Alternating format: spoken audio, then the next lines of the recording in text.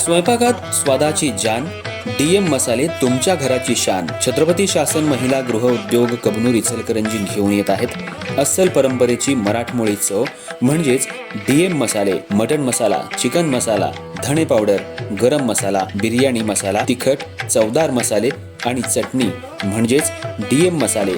तर आजच आपल्या जेवणाची रंगत वाढवण्यासाठी केमिकल विरहित डीएम मसाले, गृहिणींच्या मनातले मसाले आणि चटणी अवश्य वापरा. डीएम मसाले महिला बचत गटाद्वारे करणारे स्वच्छ माफक दरामध्ये म्हणजेच डीएम मसाले. संपर्क दिव्याताई मगदूम, मोबाईल 91 30 80 22 55.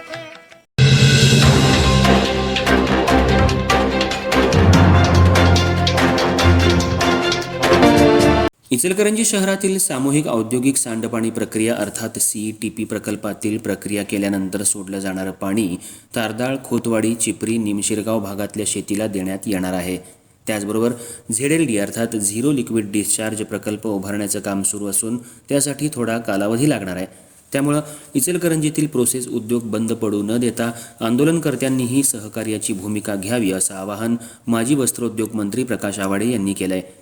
पंचगंगा प्रदूषण प्रश्नावरून सध्या आंदोलन अंकुश आणि शिरोळ तालुक्यातील 11 गावातून आंदोलन सुरू आहे.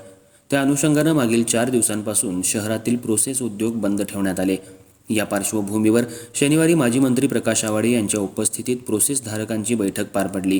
त्यामध्ये पंचगंगा नदीचं प्रदूषण रोखण्यासाठी सर्वतोपरी उपाययोजना केल्या जात असून त्यासाठी सर्वांनी मिळून ते पूर्णत्वाला नेऊया असा मुद्दा पुढे आला. अजूनही प्रोसेस धारकांकडून माहिती लपवली जात असल्याचा उल्लेख करत माजी मंत्री आवाडे यांनी भविष्यात आव्हानांचा विचार करून सर्वांनी वेळीच सावध होण्याची आणि आवश्यक उपाययोजना करण्याची गरज व्यक्त केली. 4 दिवस उद्योग बंद ठेवल्यानं अनेक अडचणी निर्माण झाल्या. याच पार्श्वभूमीवर जवाहर साखर कारखाना संचलित निमशिरगाव येथील देशभक्त रत्नापण्णा कुंभार सहकारी पाणी पुरवठा योजनेच्या सहकार्यातून पूर्णतः प्रक्रिया केलेलं पाणी शेतीसाठी देण्याचा विचार आहे.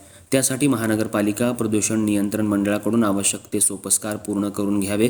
प्रोसेस धारकांनीही प्रायमरी ट्रीटमेंट प्लांटसह पाण्याची आवक-जावक माहितीसाठी फ्लोमीटर बसवावेत असं सांगितलं.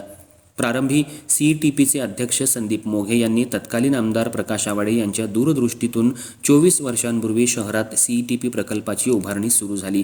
आज त्याच प्रकल्पामुळे शहरातील प्रोसेस व्यवसाय आणि वस्त्रोद्योग टिकलाय. आता आधुनिक ZLD प्रकल्प उभारण्यात येत असून त्यासाठी जवळपास 15 महिन्यांचा कालावधी लागणार आहे. मात्र सध्या पंचगंगा प्रदूषण प्रश्नी सुरू असलेल्या आंदोलनात केवळ शहरातील प्रोसेस व्यवसायाला टार्गेट केलं जात आहे. ग्रामीण भागातील शेतीला पाणी देण्यात येणार आहे. त्याचंही काम 2 महिन्यात पूर्णत्वाला जाईल. तोपर्यंत आंदोलनकर्त्यांनीही सहकार्य करावं असं सांगण्यात आलं. गिरीराज मोहता यांनी अत्याधुनिक प्रकल्पाच्या उभारणीनंतर पंचगंगा नदी प्रदूषित होणार नाही, विना प्रक्रिया पाणी सोडलं जाणार नाही याची पुरेपूर काळजी घेऊ. तसं न झाल्यास आम्ही स्वतःहून आमचे उद्योग बंद ठेवू असंही स्पष्ट केलं. या प्रसंगी इंजिनियर विजय आवटी, श्रीनिवास बोहरा, अजित टारे, दीपक पाटील, राजेंद्र बचाटे, बाळूशेठ मर्दा यांसह प्रोसेसधारक उपस्थित होते.